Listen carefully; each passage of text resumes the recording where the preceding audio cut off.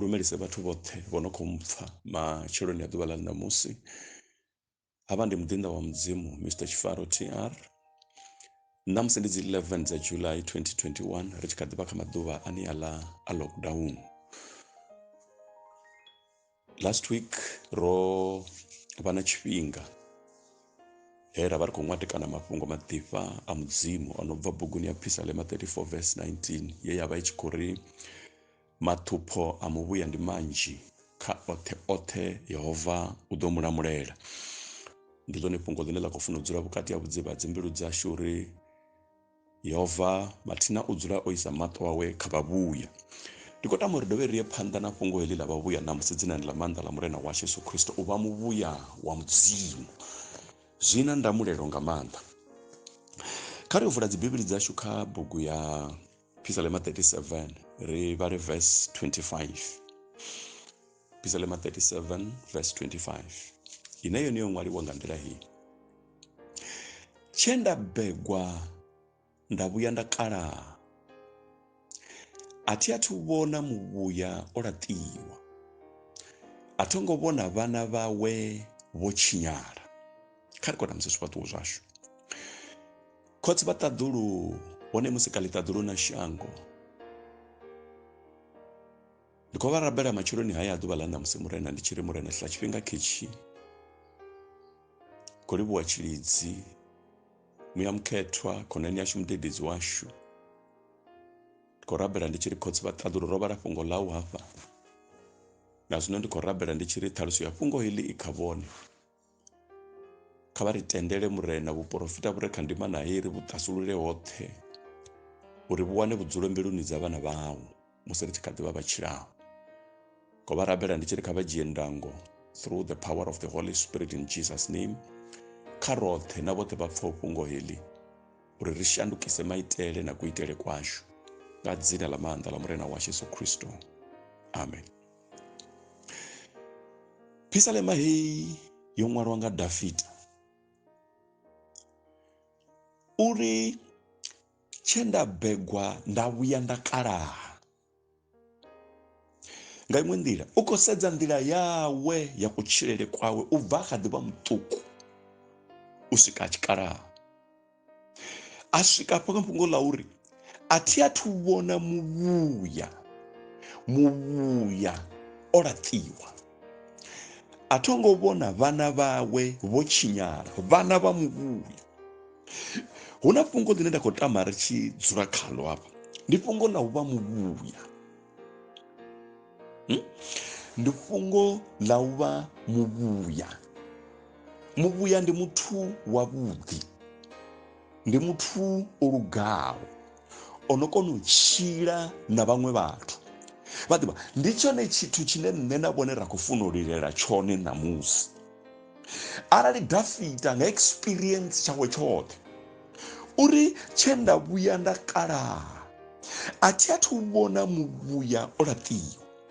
a tho ngo vhona vhana vhawe vho tshinyala. Hei, vha kha tovha mudzimu,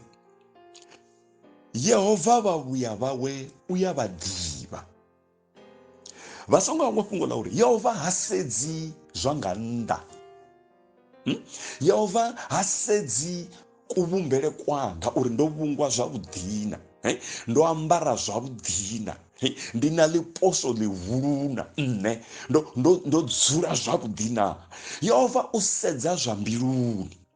Dafita u khou ri fha ngeletshedzo yafha ya uri ndi khwine ri tshi lilela u vha vhavhuya vha mudzimu. Ri lilele u vha vhathu vhane mudzimu a tshi vha sedza a wana a tshi vha takalela.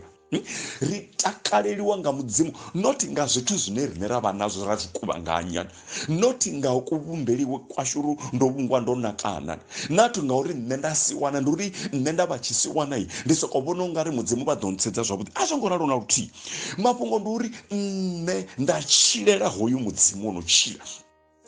Arali mbilu yanga heyi ya tenda uchilela mudzimu ndeva muvhuya wa mudzimu ndava apfawo mudzimu aitawo zvine mudzimu afuna afarawo vathu nga nḓila ine mudzimu afuna apfelaho vathu vhuṱungu asadzuli achikorwa na vathu asadzuli achikosemana na vathu asadzuli achikonyelisa vathu arali ndaralo ndiva ndi muvhuya wa mudzimu. Glory must be given to God in Jesus name. Dafita ukonyaga ichi chiphiriri chidziva uri chendabegwa ndavuya ndakalaha chendabegwa ndavuya ndava mukalaha ati atiuvona muvuya oratiwa. Glory must be given to God in Jesus name. Vakatova mudzimu vasedza zvambilu avangadovuya vatenda vone vachileto khavari nditavanyedzi ndiyambe mafhungo dzine la Yesu Kristo wa Nazareth arali vone vava muvhuya wa mudzimu surely benefit vadodziwana vangasidzule votoralo na luthihi. Hoyu Dafita hezwi achikha ḓivha muṱuku kaleni ndi kunyanga u vha ḓisela ḽiṅwe fhungo. Dafita iyi ndi khali yo bikaho i songo to shululeliwa vhutshilo havhuḓi vhuna zwivhuya vakhetho va mudzimu naho vathu vha si vhe na ndavha navo mudzimu u ḓo dzula o isa mato khayo kha vhone u ḓo dzula a tshi vha londa hoṱhe hune vha dzhena hone. Samuel Otoma chapter 16 verse 10 to 12. Samuel Otoma chapter 16 verse 10 and 12. Hapa ribona hapa mutani wa Jese khotsi a Dafita. Hodavo Samuel. Vachikonyaga u ḓolisa mutukana muthihi wa Samuel. Wavo Jese, sorry. Vachikonyaga u ḓolisa mutukana muthihi wa Jese. Vadiva vachisvika vahumbela uri vatukana vote vakuvanganiwe vakonyaga u ḓolisa mutukana muthihi vo Samuele ngauri vavodzula na mari vavidza vo Eliaba mathangana vane hadzi amadzhijiri va onaka vanna va misonda vote vada va fira phanḓa ha Samuele. Samuele o fara tshidolo akonyaga u ḓolisa swiwana ḽithihi ḽa vo Jese. Unfortunately hango wana wo muḓolisa o vhuya to vhudzisa mbudziso ya uri ndi vone vana vao vha vhatuka avana vo Jese va tshifhindula va ri hai huna mutukana muṱuku muthihi u nnḓa malisoni u khou lisa u na zwifuwo hanengei va ri hai khona a ri tiki ndilo a sathu swika kha fhedzi iwe ḓe hafha vakhetho va mudzimu va vhuya vawe u ya vha ḓivha hapfi kha vhidziwe aḓe mutukana muṱukuṱuku Dafita o vhuya a ḓavha. Glory must be given to God in Jesus name. Ha ḓolisiwa ene vha sala vho khamara arali tshilidzi tsha mudzimu tshi tshi vha locate tshi kwashekanya protocol yoṱhe a zwina ndavha uri ndi lasbonina a zwina ndavha uri ndi malisonina a zwina ndavha uri vhuruko khiriwana mara ene khou funa u dzula vhuhoneni ya mudzimu ya dzula. Ndi vhangane vho no khou wana position vhathu vha sala vha tshi lilana ndi vhangane vho no khou wana mishumo vho no khou wana vhuhadzi vhathu vha ri hafha muḓini vho songo fanela u dzula u musidzana hoyu musidzana o vha ḓabadaba hela arali tshilidzi tsha mudzimu tsho dzula khavho vha ḓo ri vha tshi dzula kha vhugala havho vhathu vha ita posho vha ita khuwa vha vhuya vha nyaga no vha bvisa kha position dzine vhone vha vha nadzo a vha nga koni ngauri arali tshilidzi tsha mudzimu tsha vha swikela tsho vha swikela. Dafita tsho vha tsho mu swikela a tevheleliwa a malisoni a vhuya ḓa dzula kha vhugala hawe. Glory must be given. Ri tshi kha ḓi ri izwo ndi izwo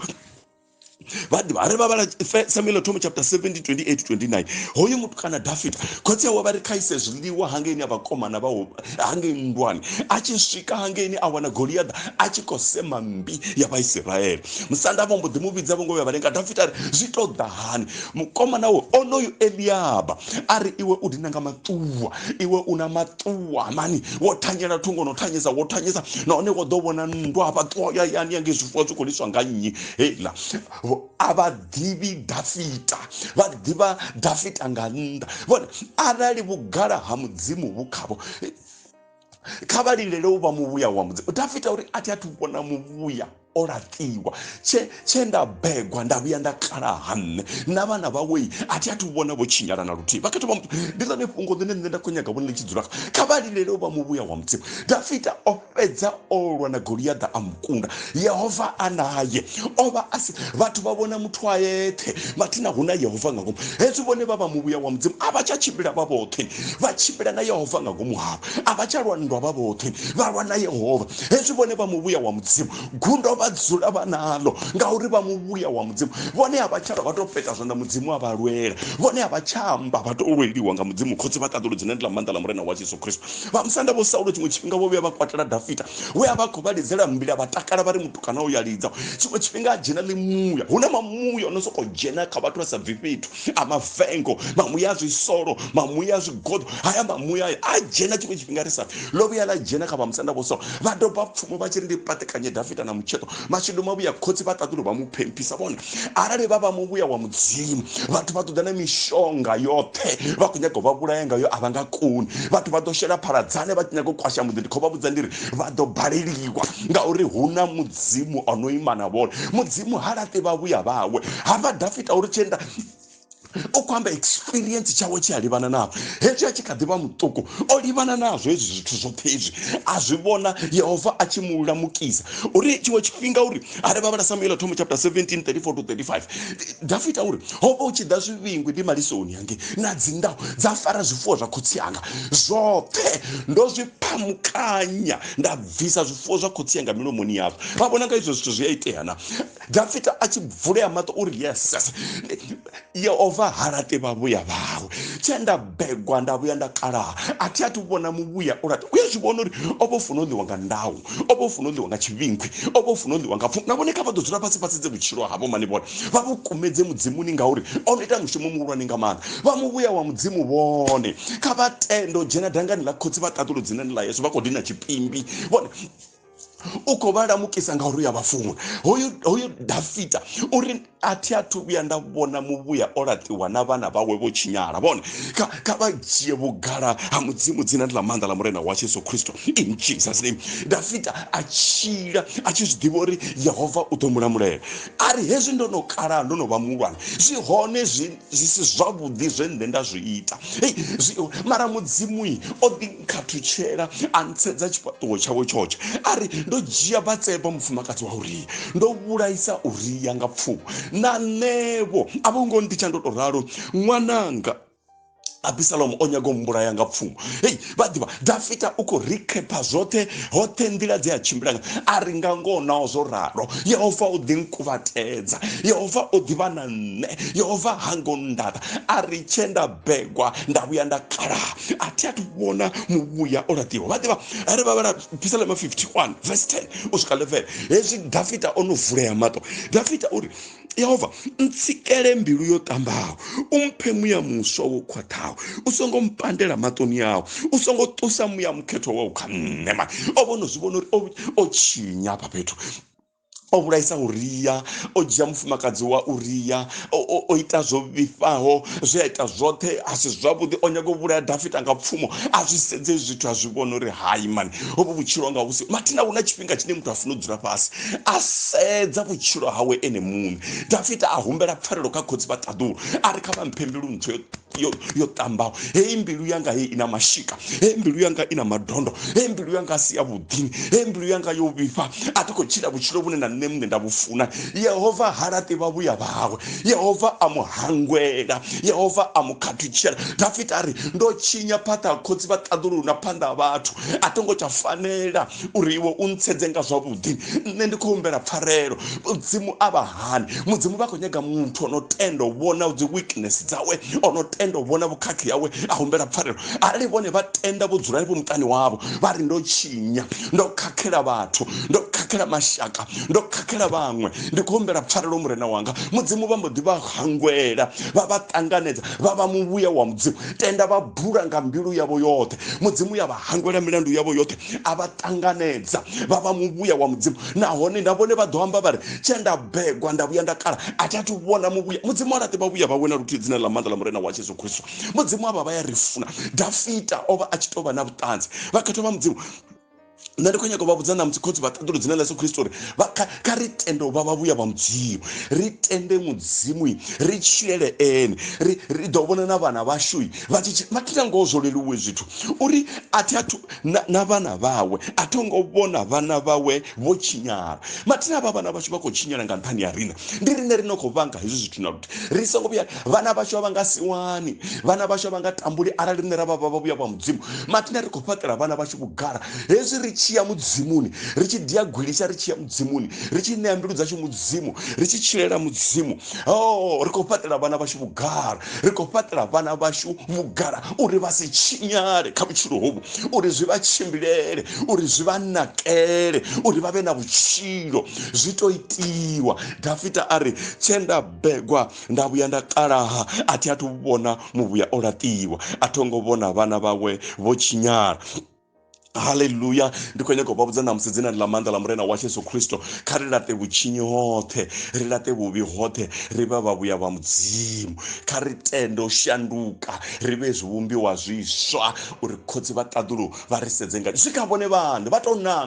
vatonanga namusi vajina tambeloni ri murena kavantsikele mbilu ntswe yokhwathawo, vampe muya muswa wokhwathawo, vasangomupandela matoni avo ngauri mudzimu avapandela matoni awe. Ndikobabudza ndiri ndolira noshenganya mitotsi fedzi noshenganya mano zvino vasongonyaga uita kaidu kamudzimu ngauri ngalimwe la madhuva hoyo muviri wavo doneta wasachakona vari vana nakhodzi vatadulu vajena tsenguni isina oloyara kavajeliga ukadiva namusi vashandukise maitele avo vavone mudzimu ngalitolona kari koda msisipato zvachine nditetabela